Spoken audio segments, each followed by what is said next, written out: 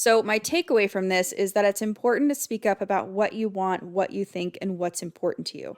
And that's because at the end of the day, you're the one writing the story. So, you have the vision, and people like me, editors, coaches, publishers, whatever, we're all here to help you execute that vision. Welcome to the Fiction Writing Made Easy podcast. My name is Savannah Gilbo, and I'm here to help you write a story that works. I want to prove to you that writing a novel doesn't have to be overwhelming. So each week, I'll bring you a brand new episode with simple, actionable, and step-by-step strategies that you can implement in your writing right away. So whether you're brand new to writing or more of a seasoned author looking to improve your craft, this podcast is for you. So pick up a pen and let's get started. In today's episode, I thought it would be fun to share some of the key takeaways I learned from coaching writers this year. And there's no real theme to these lessons, except they're all things I've learned from working with writers over the last 12 months. So they're all patterns or things that have come up over and over and over again. And my hope is that you'll be able to reap some of the benefits of these lessons so that you can move forward with your writing in the most efficient way possible. So let's dive right in. The first big thing I noticed this year is that most writers have trouble with the emotional layer of their stories. And what I mean by this is that most writers have trouble both conveying their characters' emotional reactions, and because of that, they have trouble evoking emotions in readers. So if we don't properly convey what our characters are thinking and feeling, and why they're thinking and feeling that way, it's going to be very, very hard to make our readers feel anything because they won't understand why things matter. And our number one job as fiction writers is to make our readers feel things, right? A lot of writers are just afraid of revealing too much about their character's emotions, or they don't want to be too obvious with what their character is thinking or feeling. But in most cases, writers take this too far and they put close to nothing on the page in terms of their character's reaction. So, for example, I worked with a writer earlier this year who was so afraid to put their character's emotional reactions on the page that their story just felt completely flat. And this writer was a very smart, very emotionally intelligent person, but you would have never guessed that from their draft. And it was funny because whenever I asked them, well, what's going on in this scene? Or why is your character slamming doors and pounding their fists on the table? Or why are they so upset? This writer would have all these reasons for the character's behavior. So they'd explain all these things about how the character is processing things and why they're feeling the way that they feel, but none of it was on the page. So to me and to an outside reader, all we see is that character slamming doors and pounding fists. We have no idea about all the other really fantastic stuff that was going on inside the writer's mind. So what was a really powerful story in the writer's mind fell completely flat on the reader's side. And it all boiled down to this writer not showing the character's emotional reactions on the page. And this is important because novels are the only medium that let readers into our character's head. So if we don't let readers into our character's thoughts and feelings, or how they're processing the events of the story, readers are going to feel cheated, or they're just not going to have that emotional experience. And to me, this is really what show don't tell means, especially in your first draft, but really in all drafts. It's almost like the advice show don't tell has multiple levels. So level 1 is showing how your character reacts to stuff and how they process things, so what they're thinking and feeling. And then once you've constructed a working draft, you can move on to level 2, which is using those sensory details and actions to relate information to readers. So that's the typical show don't tell advice that you hear about using sensory details to convey information. But going back to what I was saying, readers want to know what a character's thinking. They want to know what a moment in time means to them. They want to know what your characters believe, how their perceptions change over time. I mean, it's really all they care about. Nothing in the story is going to matter unless readers know why the events of the story matter to that character. So my challenge to this writer was to literally make themselves uncomfortable with how many of their characters' thoughts and feelings they put on the page. I asked them to just do an experiment and put way more than they ever thought would be necessary on the page, and guess what happened? This writer was blown away by the quality of their own work. And as a reader, I felt the emotional impact of the scene events, which remember I said I didn't feel anything close to an emotional reaction the first time, but the second time when this writer stepped out of their comfort zone and got their characters' thoughts and feelings on the page, I felt something. So I felt something, and this writer was really blown away by their own work. So that's takeaway number 1, that most writers have trouble with the emotional layer of their stories, and to not fall into this trap, make sure you're including your character's thoughts and feelings on the page. So make sure you're showing why the events of the scene matter to your character or how they're processing what's happening around them. The second takeaway from this year is that it's not always going to be easier to write your second book than it was to write your first book. And at first, I thought this was a one-off thing with one writer who was tackling book number 2. But then I ended up working with 3 writers over the last 12 months who were all writing book 2, and all 3 of them were having similar issues. And this reminds me of that saying, I don't know if you've ever heard it, but it's a saying that says, new level, new devil. Because basically all 3 of these writers had grown a lot since book 1, meaning they have way more tools in their writing toolbox than they did when they were writing their first book, but now they've leveled up, and so there's a whole new set of issues cropping up for them. And some of those issues are craft related. So, for example, knowing certain things in the first draft are just not working the way they want them to, but most of the issues actually have to do with mindset. So, using that same example, all 3 of these writers thought book 2 would have less speed bumps than book 1, and in a lot of ways, their second book did. But a first draft is still a first draft, no matter if it's a first, second, third, or fourth book. You still have to go through that exploratory phase or that whole first draft discovering your story phase. So you still need to just write it and figure out what this whole thing is about. So that's part of it. But the other thing that crops up are questions like, what if I can only write one book? Or what if I don't have any more creative juice left in me? And the interesting thing to me, since I worked with all 3 of these writers on their first books, was that I was able to kind of go back in time and remind them that they each felt the exact same way about book 1. So I remember them vividly saying some version of, well, what if I can't write a book? And now they're worried about not being able to write another book. So it's the same kind of fears and self-doubt and things like that. It's just cropping up in a new situation. So my point in sharing all of this is that just because you've written one book, that doesn't mean all the issues are just going to disappear. It really is like a new level and a new devil. You've leveled up by writing book 1, and now you have a new set of things to work through, and it's completely normal. I always like to compare writing a book to something else like baking a cake or being a professional athlete. So imagine a professional athlete, right? They don't make it to the big leagues and then stop practicing. They don't become professionals and then never strike out or throw a bad pass. It's the same thing for us writers. So if you're in this position, or when you're in this position someday, try to think of it like an opportunity to practice your craft, and don't expect everything to just be 100% easier because you're on book 2. That's just not realistic. Realistically, some things will be easier and some things will be more challenging. It's just how the whole thing works.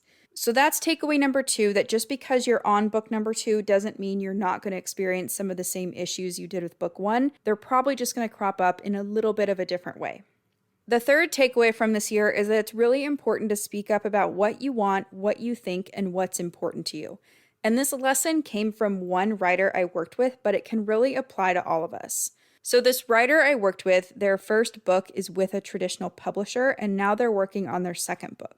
This writer submitted a synopsis of that second book to the publisher, who gave it the green light and said, okay, great, get it to me by 2022, but I would like you to change this one little thing about the character's backstory. Long story short, the writer said, sure, no problem, and then a few months went by and they were having a really hard time making progress on their draft. So we got on the phone and this writer told me that they were really bothered having to give up that one detail in the story and that it didn't feel the same or it didn't match their vision anymore. So we came up with a solution, and a few more months passed and this writer was just facing some of the worst resistance I've ever seen. They were super busy and they had a lot of reasons why they weren't making progress, but having worked with this person before, I knew that something else was going on.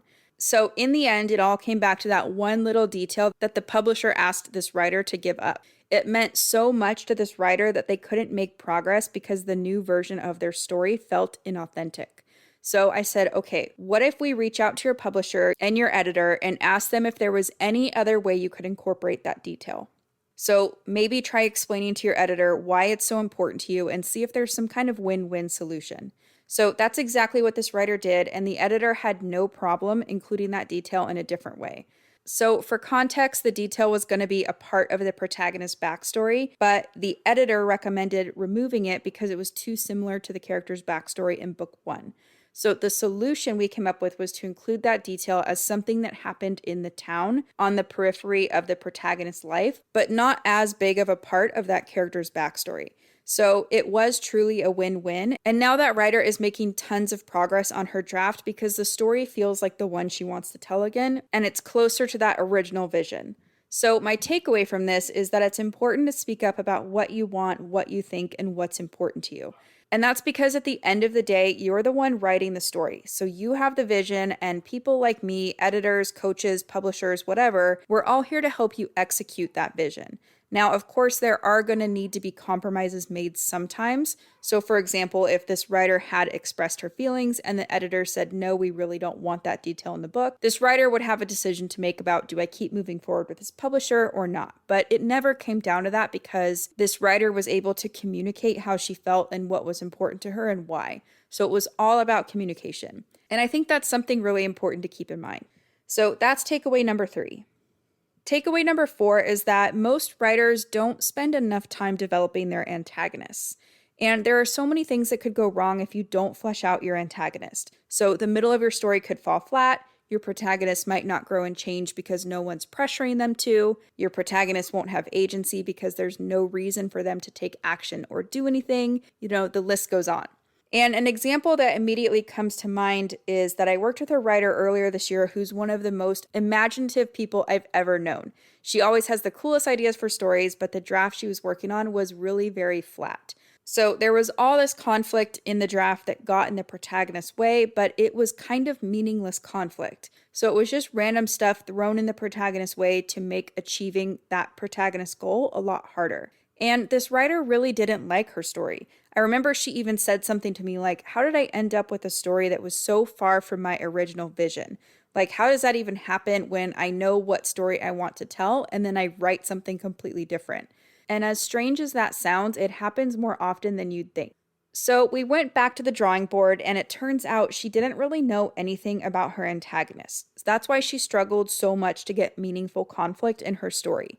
And it was that manufactured conflict that actually sent her story down a detour and made it veer away from her original vision.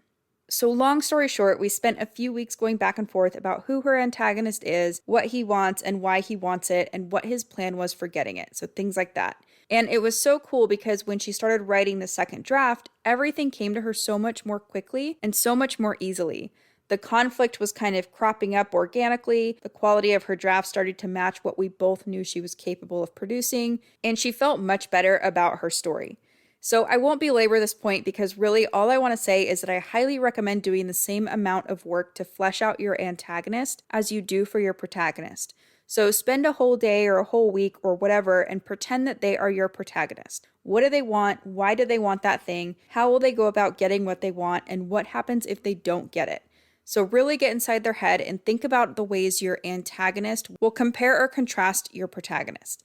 Trust me, this will be some of the most important work you do when it comes to crafting a story.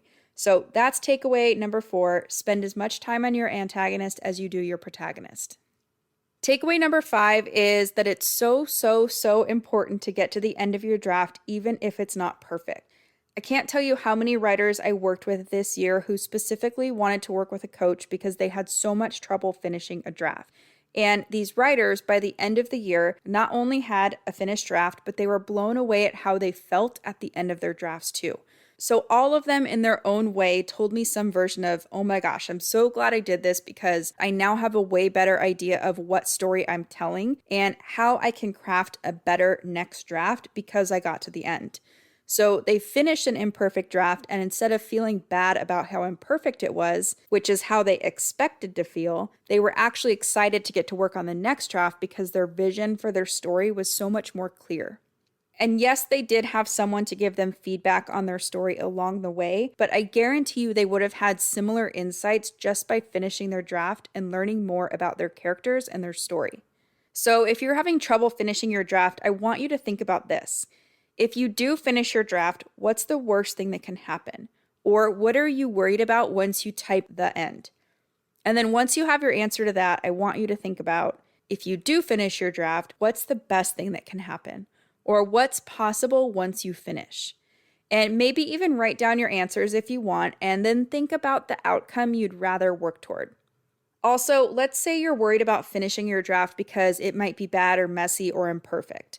So if that's the worst case scenario you came up with, is that really a better outcome than never finishing a draft?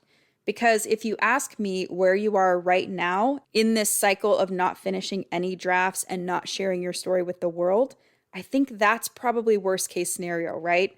So just something to think about. And this is why in my Notes to Novel course, I encourage everyone to get to the end of their drafts as quickly as possible, because then and only then can you see your story as a whole and make informed decisions that will help you shape that messy draft into something that matches the vision in your head. So that's takeaway number 5. And that wraps up the 5 biggest takeaways I got from coaching writers this year. And my hope is that you can see yourself in some of the examples I shared and maybe realize you're not so alone in some of your struggles. Beyond that, I hope you can reap the benefits of these takeaways and lessons too, so that you can keep moving forward with your draft in the most efficient way possible. And if you want my help mapping out your story and getting to the end of a draft, go mark your calendars for January 18th, because that's when doors to my Notes to Novel course will open again. And then after that, go to notesToNovel.com to get your name on the waitlist. If you're on the waitlist, you're going to get a chance to join early and get an extra special bonus. So one more time, go to notesToNovel.com to put your name on the waitlist and then mark your calendar for January 18th when doors will open. So that's it for today's show.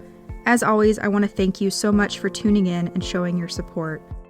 If you want to check out any of the links I mentioned in this episode, you can find them over at savannahgilbo.com/podcast. And if you haven't done so already, make sure you subscribe to the show, because there's going to be another brand new episode coming out next week. If you're an Apple user, I'd really appreciate it if you took a few seconds to leave a quick rating and review. Your ratings and reviews tell iTunes that this is a podcast that's worth listening to. And in turn, that helps this show get in front of more fiction writers just like you. So that's it for today's show. I'll be back next week with a brand new episode. Until then, happy writing.